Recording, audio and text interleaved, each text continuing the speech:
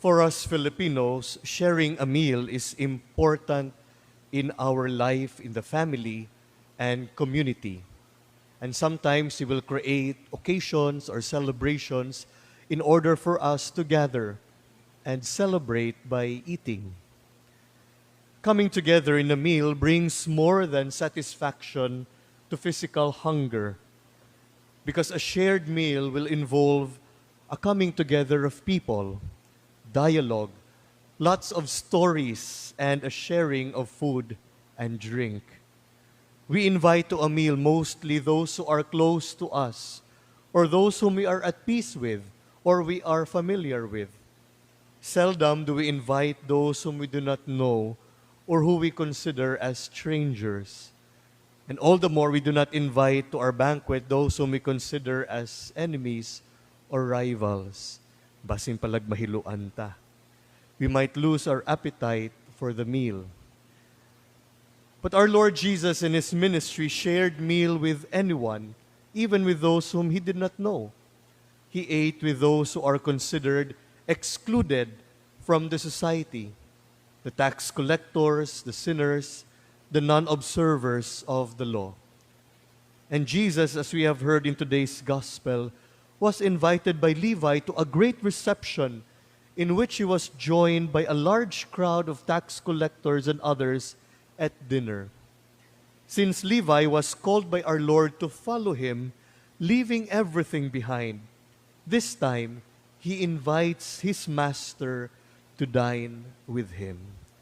And the elements of a shared meal are present: a coming together of people, and the sharing of food and drink, dialogue and sharing of stories.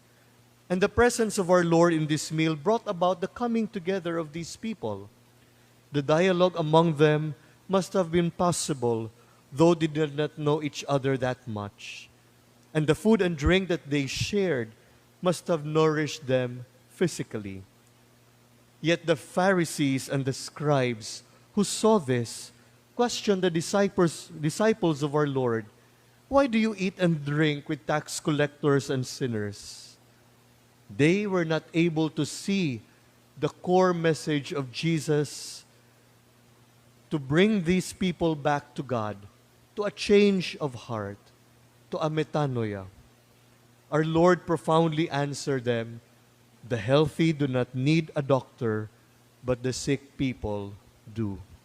I do not come to invite the self-righteous to a change of heart, but sinners." Sa pag-ingon ni Kristo niini wala nagipasabot nga mas pinangga niya ang mga masalaypon kaysa mga buutan.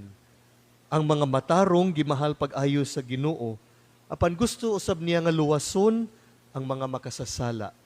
Tungod kay sila ang mas nagkinahanglan og doktor, ug sila ang kinungdan sa iyang pag-anhi dinhi. Those who acknowledge their sinfulness and are willing to change their ways will attain salvation. Ang mga makasasala nga mudawat sila sayop ug mubiya sa daotang kinabuhi aron pagsunod kang Kristo, maoy makaangkon sa kaluwasan. And this is what happened to certain gospel personalities, to Levi, to Zacchaeus, to Mary Magdalene, and many others. Apan ang mga tao nga nagtuo nga sila walay sala, sama sa mga Pariseo, mauna hinuon ang dili maluwas. There was a saying which goes like this: a humble sinner is better than a self-righteous saint. Brothers and sisters, this Lenten season, we are invited to a change of heart. We too are sinners. We acknowledge before the Lord our need to change our sinful ways. And this Eucharist is a meal in which our Lord allows us to come together with Him and encounters us to a closer participation in His love. The Eucharist also nourishes our soul, which is our strength for service, for charity, and good works. Let us make our participation in this sacred meal a great part of our Lenten practice. May our partaking lead us to a change of heart so that we'll be converted fully to God.